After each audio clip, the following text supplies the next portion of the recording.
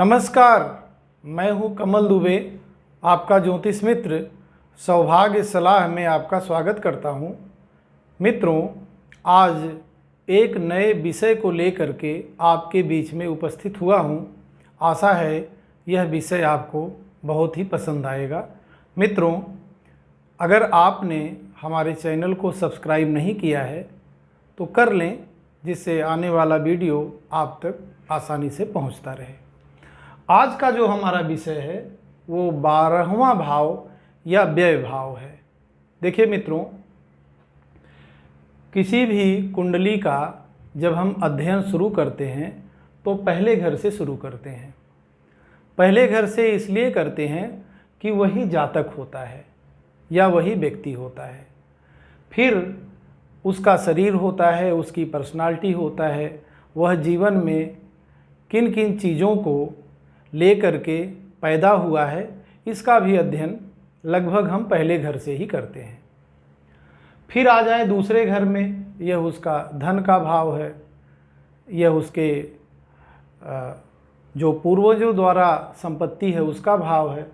तीसरा जो घर है यह उसके भाई बहन और उसके खुद के पराक्रम का भाव है। चौथा जो यह घर आप देख रहे हैं यह भूमि भवन और माता का घर है, उसको जीवन में कितना इन सब चीज़ों का सुख मिलेगा। पांचवा भाव उसके संतान का भाव है, उसके शिक्षा का भाव है। संतान पैदा होगी तो कैसी होगी, या वह व्यक्ति जीवन में किस प्रकार की शिक्षा को प्राप्त करेगा। छठा भाव रोग ऋण शत्रु का है, और अगर किसी भी जातक को लंबी बीमारी है तो यह उसका भी भाव है। सातवां भाव पत्नी का है, पार्टनरशिप का है, व्यवसाय का है।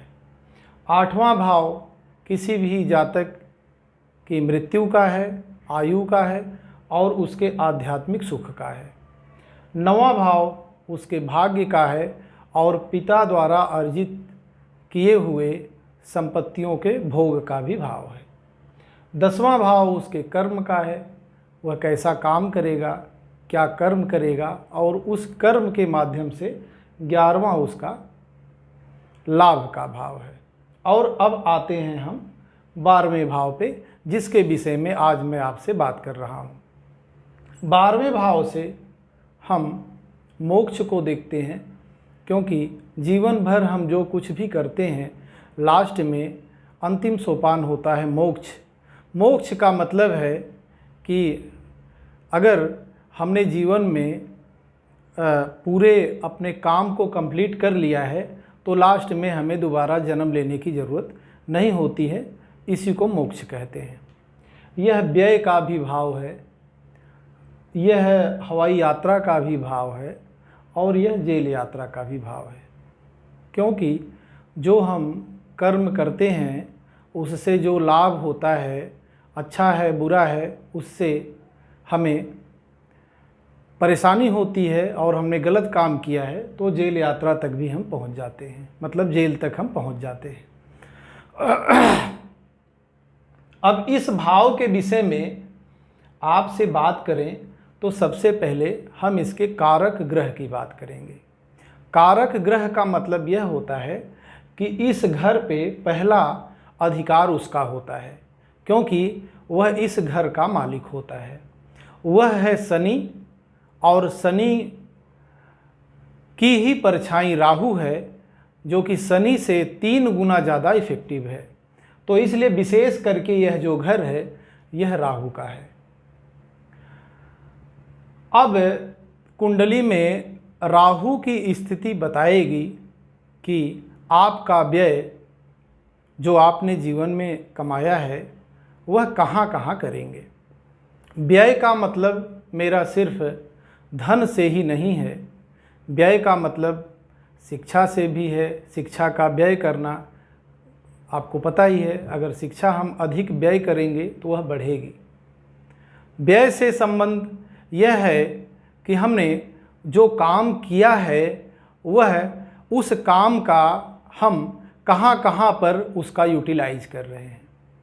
तो सिर्फ धन को ही न समझा जाए, उसको जीवन में जो भी हमने लाभ लिया है, चाहे शरीर का लाभ लिया है, चाहे पत्नी से संबंध से हमें जो लाभ हुआ है, चाहे हमारे पुत्रों के कमाई से या पुत्रों से हमें सुख का लाभ हुआ है, चाहे छोटे भाई बहनों से हमें लाभ हुआ है, चाहे भूमि भवन वाहन इन सब चीज़ों से हमें लाभ हुआ है, चाहे व्यवसाय से हमें लाभ हुआ है, तो इन सब चीज़ों का व्यय स्थान है यह हमारा 12वां भाव।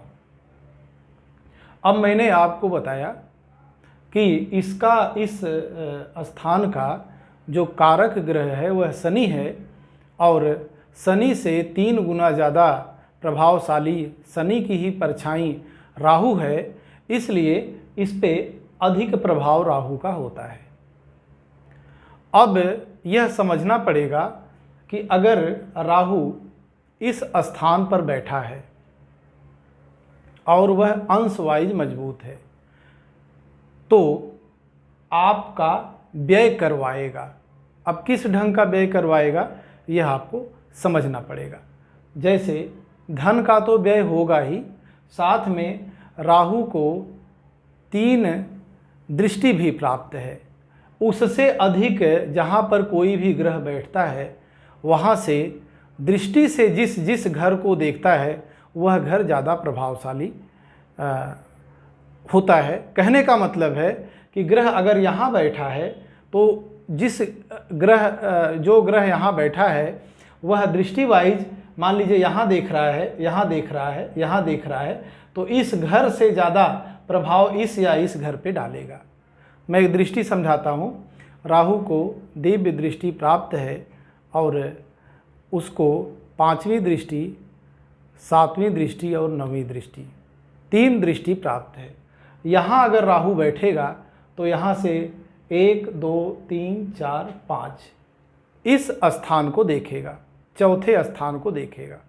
जब चौथे स्थान को देखेगा तो जो आपकी कमाई है वह आप भूमि खरीदने में करेंगे, वाहन खरीदने में करेंगे, अच्छा मकान बनाने में खर्च करेंगे, या माता के स्वास्थ्य को भी वह प्रभावित करेगा, क्योंकि माता के सुख को यहाँ से देखा जाता है।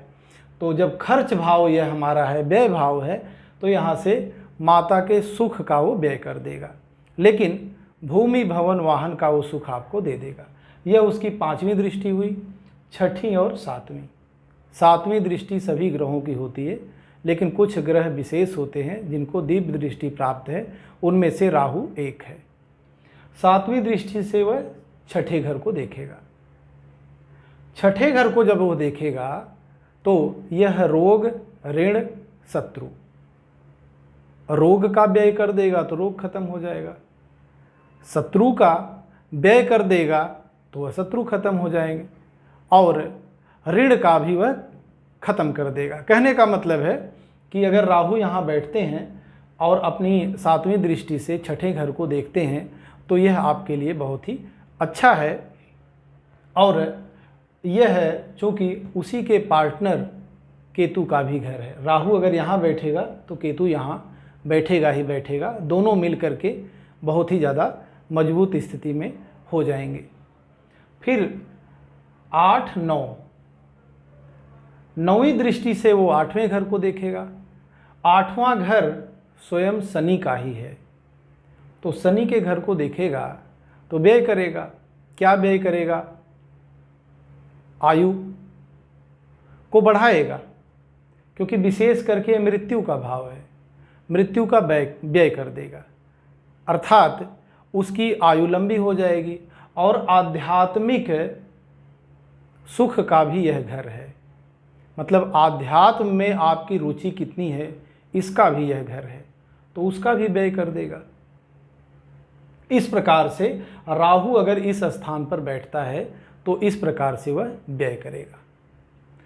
फिर ऐसे ही लग्न में आकर के विराजमान हुआ 12वें घर का मालिक शनि या राहु अगर लग्न में विराजमान होगा तो पहला घर, चौथा घर, 7वां घर और 10वां घर यह केंद्र का घर है। मित्रों, लग्न में आकर के विराजमान होगा तो शरीर का व्यय करेगा। इस लग्न से संबंधित जिन भी चीज़ों को हम देखते हैं उन चीज़ों का वह व्यय करेगा। लेकिन व्यय चूँकि यह शरीर का कर रहा है, तो यह भी आप समझिए कि व्यय तभी होगा जब शरीर में कुछ होगा। शरीर सुंदर होगा तो उसका कहीं न कहीं नुकसान करेगा। सामाजिक छवि पहले बनेगी तभी तो कोई नुकसान करेगा। जब उसकी सामाजिक छवि रहेगी ही नहीं तो वह नुकसान क्या करेगा। तो इस प्रकार से इस स्थान का वह व्यय करेगा और इसकी अच्छाई का तो वह व्यय कर सकता है, लेकिन बुराई का भी वह शमन कर देगा। दूसरे घर में अगर राहु देव या शनि देव विराजमान होते हैं तो मित्रों यह धन का भाव है, अच्छा है।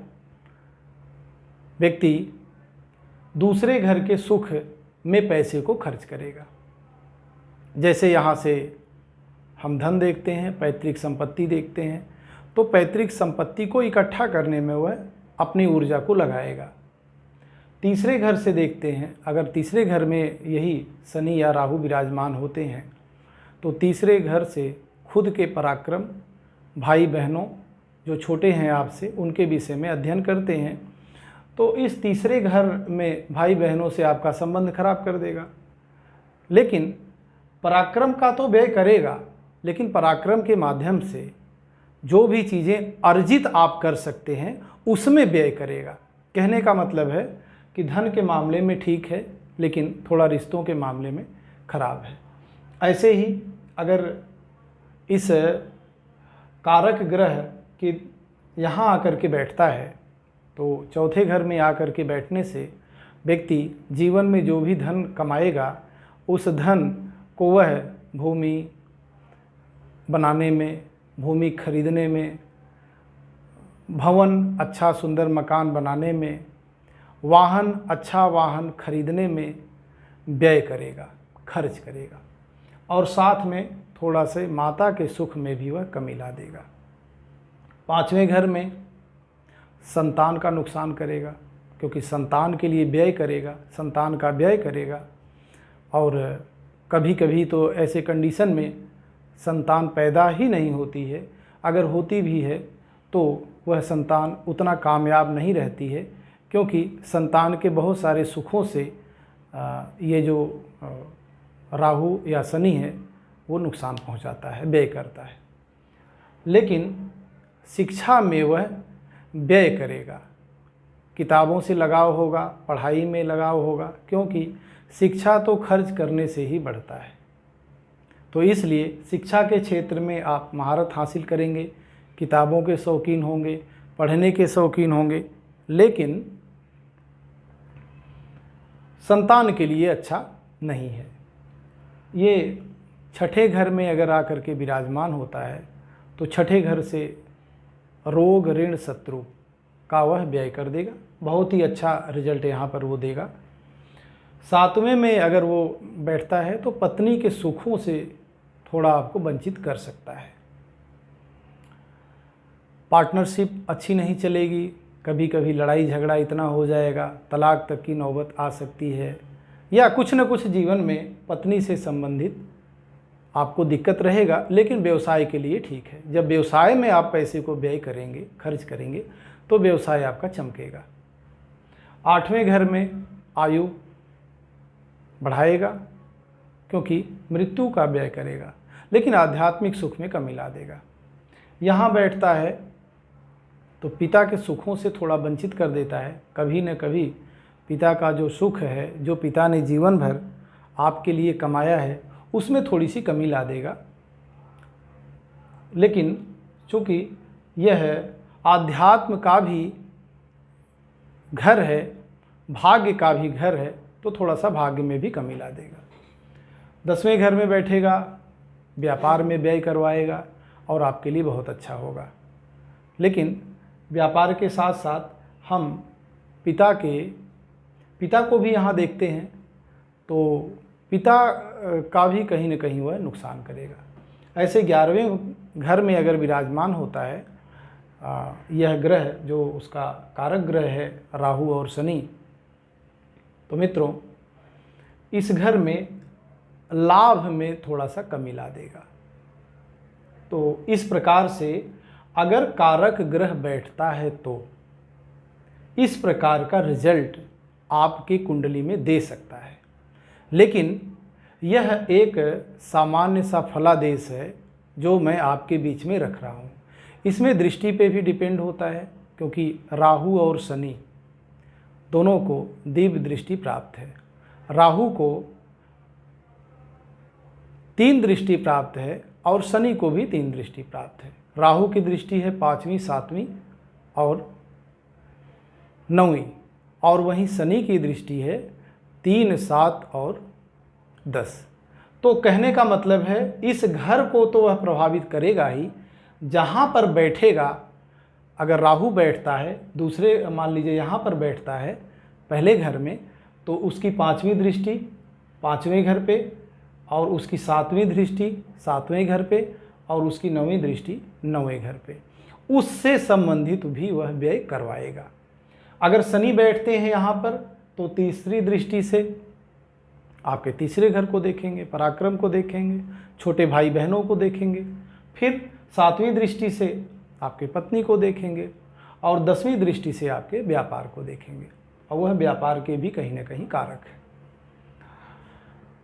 इस प्रकार से यह कारक ग्रह की बात हुई। लेकिन अब इस स्थान पर अगर कोई दूसरा ग्रह बैठता है तो, क्योंकि कोई ज़रूरी नहीं है कि राहु या शनि ही यहाँ विराजमान हो, लेकिन राहु और शनि भी इस घर को प्रभावित करेंगे। यह आप न समझें कि इस घर में जो बैठा हुआ ग्रह है उसी को आपको समझना है, नहीं, आप धोखा खा जाएंगे। आपको राहु और शनि को भी समझना पड़ेगा, कुंडली में उनकी स्थिति क्या बनती है। इसके बाद मान लीजिए यहाँ पर पहली राशि मेष राशि बैठती है, जिसके मालिक होते हैं मंगल देव। तो मंगल देव की भी स्थिति कुछ इसी प्रकार से बनेगी। इस घर में बैठेंगे तो यहाँ व्यय करवाएंगे। अब यह भी समझना पड़ेगा कि मंगल देव छोटे भाई बहनों के कारक हैं, रोग ऋण शत्रु के भी कारक हैं, और केतु देव उनकी परछाई हैं। जैसे मैंने आपको बताया कि शनि देव की परछाई राहु देव हैं, वैसे ही विशेष करके मंगल देव की जो परछाई हैं वह है केतु देव। तो छोटे भाई बहनों के कारक उनको इफेक्ट डालेंगे, रोग ऋण शत्रु में भी वह इफेक्ट डालेंगे, और उसमें केतु की भी भूमिका विशेष रहेगी। कुंडली में केतु देव को भी समझना पड़ेगा। ऐसे ही मंगल देव को भी दिव्य दृष्टि प्राप्त है। मान लीजिए यहाँ बैठते हैं तो यहाँ से चौथे घर को देखेंगे, इस स्थान को 1, 2, 3, 4 इस स्थान को देखेंगे, अपने ही घर को देखेंगे, और फिर उनकी 7वीं दृष्टि है। 7वीं दृष्टि से 1, 2, 3, 4, 5, 6, 7 वो भी अपने ही घर को देखेंगे, और फिर 8 पत्नी को देखेंगे। तो इनसे संबंधित जो भी जीवन में व्यय होने वाला है वह होगा। मंगल देव के अलावा मान लीजिए दूसरी राशि है वृषभ राशि, जिसके मालिक शुक्र देव हैं। अब शुक्र देव इस स्थान पर बैठेंगे तो लग्जीरियस लाइफ के देवता हैं, उनको अच्छी चीज़ें पसंद आएंगी, अच्छा भोजन, अच्छा वस्त्र, अच्छा मकान, पत्नी से अच्छा संबंध। तो आप शुक्र देव अगर यहाँ विराजमान होते हैं तो आपको इन सब चीज़ों में वह व्यय करवाएंगे। लेकिन स्थिति सेम है कि आपको राहु देव और शनि देव को भी देखना पड़ेगा। इनकी अगर तीसरी राशि मिथुन राशि, जिसके मालिक बुध देव हैं। अब बुध देव व्यापार के मालिक हैं, गणित के मालिक हैं, विशेष करके व्यापार के मालिक हैं, और व्यापार के माध्यम से आप जो व्यय करेंगे उसका आपको लाभ होगा। दिव्य दृष्टि इनको प्राप्त नहीं है, ये सिर्फ 7वीं दृष्टि रखते हैं। तो 7वीं दृष्टि से यहाँ बैठ करके या यहाँ बैठ करके जहाँ भी वह बैठेंगे इस ढंग से खर्च करवाएंगे। जैसे यहाँ बैठेंगे शरीर पर, तो शरीर से संबंधित जो चीज़ें हैं, जो शरीर को आवश्यक है, उन सब चीज़ों पे व्यक्ति अधिक व्यय करेगा। और यहाँ से 7वीं दृष्टि पे पत्नी से संबंधित, पार्टनरशिप से संबंधित, व्यवसाय से संबंधित जो भी चीज़ें हैं उनमें वह व्यय करेगा। ऐसे ही आप दूसरे घर में भी देख लें, वो पैतृक संपत्ति को इकट्ठा करने में, धन को बढ़ाने में, इस प्रकार से वह व्यय करेगा। और 7वीं दृष्टि से वो देखेंगे तो दूसरे घर में 7वीं दृष्टि पड़ेगी तो 8वें घर को देखेंगे, तो 8वें घर को देखेंगे तो निश्चित तौर पे आयु में वृद्धि कर देंगे। इस प्रकार से कुछ आप बुधदेव के विषय में भी समझ सकते हैं। आगे चंद्रदेव की भी स्थिति ऐसे ही बनेगी कि 7वीं दृष्टि से वो देखेंगे और जिस स्थान पर यहाँ बैठते हैं, यहाँ बैठते हैं, यहाँ बैठते हैं, या 12 भाव में कहीं पर भी आकर के विराजमान होते हैं, तो जहाँ पर बैठेंगे, जिस जगह को देखेंगे, उससे संबंधित वह व्यय करवाएंगे। सूर्यदेव 5वीं राशि आ गई। अब सूर्यदेव पिता के कारक हैं, सरकारी नौकरी के कारक हैं। व्यक्ति कभी कभी सरकारी नौकरी पाते पाते भी रह जाएगा, क्योंकि व्यय कर देंगे। व्यय का मतलब ही होता है कि उससे संबंधित चीज़ों को खर्च करना। अब सरकारी नौकरी प्राप्त होने वाली है और उन्होंने अगर 10वें घर को कहीं न कहीं से देख लिया या 10वें घर में आकर के विराजमान हो गए और उनकी राशि यहाँ पड़ी हुई है, तो सरकारी नौकरी का व्यय कर देंगे। तो इस प्रकार से आप सूर्यदेव के विषय में भी समझ सकते हैं। 1 से लेकर 12 घर के विषय में जो मैंने शुरुआत किया था, ठीक वैसे ही ग्रह 12वें घर से लेकर के और 11वें घर तक का ऐसा रिजल्ट देगा। 6ठी राशि बुध की आ गई, कन्या राशि है, वो मैं बता ही चुका हूँ। 7वीं राशि शुक्र की आ गई, तुला राशि, वह भी मैं आपको समझा चुका हूँ कि इस घर में जहाँ भी वो बैठेंगे उस घर को तो प्रभावित करेंगे ही, साथ में जहाँ देखेंगे उसको प्रभावित करेंगे। शुक्र के बाद अब 9वीं राशि आ गई गुरु की।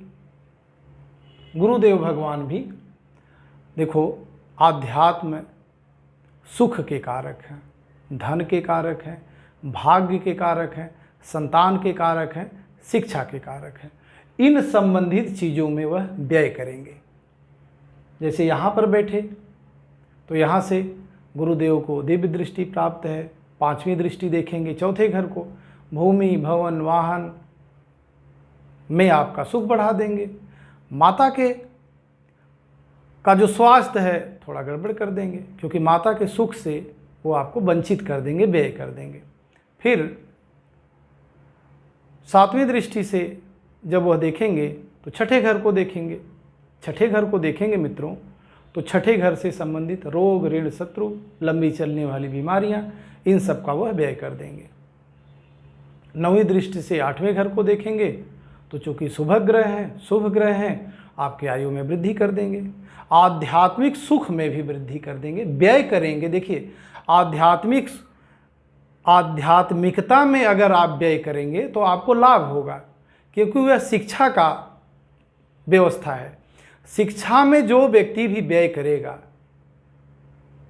तो उसको शिक्षा मिलेगी। तो इस प्रकार से बृहस्पति देव भी जिस स्थान पर बैठेंगे, जहाँ जहाँ देखेंगे, वह उस स्थान का व्यय करेंगे। 2 राशियां हैं उनकी, धनु राशि और मीन राशि। अब आगे शनिदेव। शनिदेव के विषय में मैंने आपको समझा ही दिया कि यह किसी भी जातक की कुंडली में उनको 2 घर प्राप्त है, 2 राशियों के मालिक हैं। एक पहली राशि है उनकी मकर और दूसरी राशि है उनकी कुंभ। इस प्रकार से शनिदेव का भी रिजल्ट इस घर में होगा। अब मित्रों कुछ चीज़ें और भी ज़रूरी हैं आपको समझना, जैसे वह कितना व्यय करेंगे, इसके लिए वह ग्रह अंश बल में कितना मजबूत है। मैं हर वीडियो में इस चीज़ को समझाता हूँ, अभी भी यही समझा रहा हूँ। देखिए कोई भी ग्रह मजबूत स्थिति में तब बनेगा जब 10 से लेकर के 20 अंश के बीच में उसका बल होगा। अगर उसका बल 10 अंश से 20 अंश के बीच में रहा तो लगभग 100% वह रिजल्ट करेगा। लेकिन वही ग्रह अगर 0 से 10 अंश के बीच में आ जाए या 20 से 30 अंश के बीच में आ जाए तो मित्रों उस ग्रह से संबंधित जो भी चीज़ें हैं उसमें कमी आने लगेंगी। क्यों कमी आएंगी? क्योंकि वह ग्रह कमज़ोर है। एक तो यह कारण हो गया। वही कारण कारक ग्रह के लिए भी डिपेंड है। दूसरा कारण ये हुआ कि वह मजबूत अंश में हो गया, मान लीजिए स्थान में भी हो गया, अपने कई सारे घरों का वो मालिक भी होता है। उसके विषय में कभी एक वीडियो और बनाएंगे तो आपको ज़्यादा समझ में आएगा, अभी वीडियो लंबा हो जाएगा। वह मित्र राशि में है कि नहीं? अगर जो कुंडली हम देख रहे हैं जिस भी जातक की, उस जातक की कुंडली में मान लीजिए हम शनिदेव की ही बात कर लें। अगर शनिदेव मित्र राशि में विराजमान है, जैसे शनिदेव कंफर्टेबल कहाँ होते हैं? राहु के साथ, शनिदेव शुक्र के साथ, शनिदेव बुध के साथ भी हो जाते हैं। तो अगर इनके साथ बृहस्पति के साथ भी हो जाते हैं, यह कुंडली देखने के बाद ही डिपेंड होगा कि उनकी क्या स्थिति बनती है। तो यह आप समझ लें कि अगर वह मित्र राशि में भी पड़ा है ग्रह तो ज़्यादा मजबूत है, क्योंकि अपने मित्र के घर में है, स्वयं के घर में है या उच्च के घर में है तो और मजबूत है। इस प्रकार से कुंडली का जब हम एक्सप्लेनेशन करते हैं तो इन सब चीज़ों को भी हम देखते हैं कि वह मित्र राशि में है, वह अपने घर में है, या वह उच्च राशि में है, या वह अंश बल में है या नहीं है। फिर उसकी दृष्टि पे भी डिपेंड होती है और विशेष उसके दशा और महादशा पे यह डिपेंड करता है, क्योंकि कोई भी ग्रह मजबूत तब होगा, अपना रिजल्ट तब करेगा जब वह दशा या महादशा में आएगा। दशा और महादशा में उन्हीं का समय चल रहा होता है। उस समय अगर किसी भी जातक की कुंडली में वह ग्रह शुभ है और अच्छा रिजल्ट करने वाला है तो एज वाइज, जैसे 20 से 40 वर्ष की एज में अगर वह ग्रह आकर के दशा महादशा में आपके बीच में बैठता है तो आपके लिए बहुत ही अच्छा है। लेकिन आपके लिए अच्छा तो बहुत है, वह 60 वर्ष के बाद आया और आयु आपकी कम है तो क्या लाभ होगा उससे? या किसी भी जातक का जन्म हुआ तब वह आ गया और बहुत अच्छा है तो भी उसका ज़्यादा क्या लाभ हो गया? तो इस प्रकार से भी कुंडली समझने के लिए वैसे तो बहुत कठिन है, मैं एक आम भाषा में इसलिए आपको समझा रहा हूँ। मेरा प्रयास यह है कि मैं आम भाषा में आप तक अपनी बात को पहुँचाऊँ, जिससे ज़्यादा लोग प्रभावित हों और ज्योतिष के विषय में खुद को जाने, जिससे कि वह कम से कम यह तो समझ सकें कि जो मेरा समय अच्छा चल रहा है या मेरा समय खराब चल रहा है इसका कारण क्या बन रहा है। मित्रों, आदमी जीवन भर भटक जाता है, भटकने लगता है, उसको कारण का पता नहीं चल पाता है। वह कभी इधर दौड़ रहा है, कभी उधर दौड़ रहा है, उससे ज़्यादा लाभ नहीं है। आपको ज्योतिष में बेसिक जानकारी तो होनी ही चाहिए। बेसिक जानकारी होने से आप जीवन में सटीक वर्क करेंगे, अच्छा वर्क करेंगे, आध्यात्म की तरफ जुड़ेंगे तो आपके लिए लाभ ही लाभ है, क्योंकि यह मनुष्य जीवन में बड़े मुश्किल से मिला है। एक्सपेरिमेंट करने का समय अब नहीं है, क्योंकि हमने वैसे ही बहुत समय गंवा दिया है, तो उस समय को हम सार्थक जगह पे गंवाएं तो ज़्यादा अच्छा है। एक चीज़ मैं और ज़रा सा आपको समझाना चाहता हूँ। देखिए, 9 ग्रह हैं, उसमें 4 ग्रह ऐसे हैं जो कि हम उनको बोलते हैं शुभ। वो कौन है? बृहस्पति, शुक्र, चंद्रमा और बुध। जिसमें बृहस्पति और शुक्र सदैव शुभ होते हैं। चंद्रमा अगर अंधेरे पक्ष के हैं तो अपने जो उनका स्वभाव है उससे उल्टा रिजल्ट देना शुरू करेंगे। बुध अगर अच्छे ग्रह के साथ विराजमान हुए तो अच्छा रिजल्ट करेंगे, और वहीं अगर वह बुरे ग्रह के साथ, पापक ग्रह के साथ अगर विराजमान हुए तो उस ग्रह से संबंधित सुर में सुर मिला करके वह आपको रिजल्ट देंगे। अब पापक ग्रह 5 हैं: सूर्य, मंगल, शनि, राहु और केतु। ये 5 ग्रह ऐसे हैं, यह पापक ग्रह की संज्ञा में आते हैं, क्योंकि सूर्य तेज है, ऊर्जा है, गर्मी है, प्रकाश है, पिता है, सरकारी नौकरी है, इस प्रकार तांबा है, इस प्रकार के का जो कारकत्व है वो सूर्य के पास है। गर्मी होने की वजह से, गर्माहट चूँकि ऊर्जा होने की वजह से उनके पास हमेशा ही तेज बना हुआ है, तो पापक ग्रह की संज्ञा में आते हैं। मंगल देव अंगारक हैं, रोग ऋण शत्रु के मालिक हैं, तो मंगल देव भी पापक ग्रह की संज्ञा में आते हैं। शनि देव अंधेरे के कारक हैं, वह एक्टिव ही शाम को होते हैं जब अंधेरा हो जाता है, तो इसलिए यह भी पापक ग्रह में आते हैं। राहु और केतु भी पापक ग्रह में आते हैं, क्योंकि कुंडली में वैसे तो 12 घर हैं, उनमें उनको कोई स्थान प्राप्त नहीं है, लेकिन मित्रों बहुत ज़्यादा प्रभावशाली हैं। जिस ग्रह के साथ बैठेंगे उसी ग्रह का स्वभाव ले करके और जितनी बुराई है सब आपके जीवन में डाल देंगे, आप उनके प्रभाव में आ जाएंगे या वह ग्रह राहु या केतु के प्रभाव में आ जाएगा। केतु के लिए एक चीज़ ज़रूर बोलूँगा कि लाख बुराई उनमें है, लेकिन मोक्ष को प्रदान वह कर देते हैं अगर किसी जातक की कुंडली में सही स्थान पर उनका प्लेसमेंट हुआ तो। इस प्रकार से कुछ 12वें घर के विषय में मैंने आपको समझाया, प्रयास किया कि आसान से विधि से आपको यह समझ में आ जाए। मित्रों, अगर यह वीडियो आपको पसंद आया हो, समझ में आया हो, मैंने जो प्रयास किया वह प्रयास मेरा सफल रहा हो, तो मित्रों अपने रिश्तेदारों में, अपने परिवार में, अपने जानने वाले लोगों में इस वीडियो को बढ़ाइए, जिससे आपके साथ साथ वो भी लाभ के अधिकारी बने और फिजूल के वर्क में जो फंसे हुए लोग हैं वह एक सटीक वर्क करें, अच्छा वर्क करें, ऐसी मेरी कामना है। नेक्स्ट टाइम मैं कुछ विशेष वीडियो आपके बीच में लेके आऊँगा। आपका बहुत बहुत धन्यवाद। परमात्मा आपका कल्याण करे।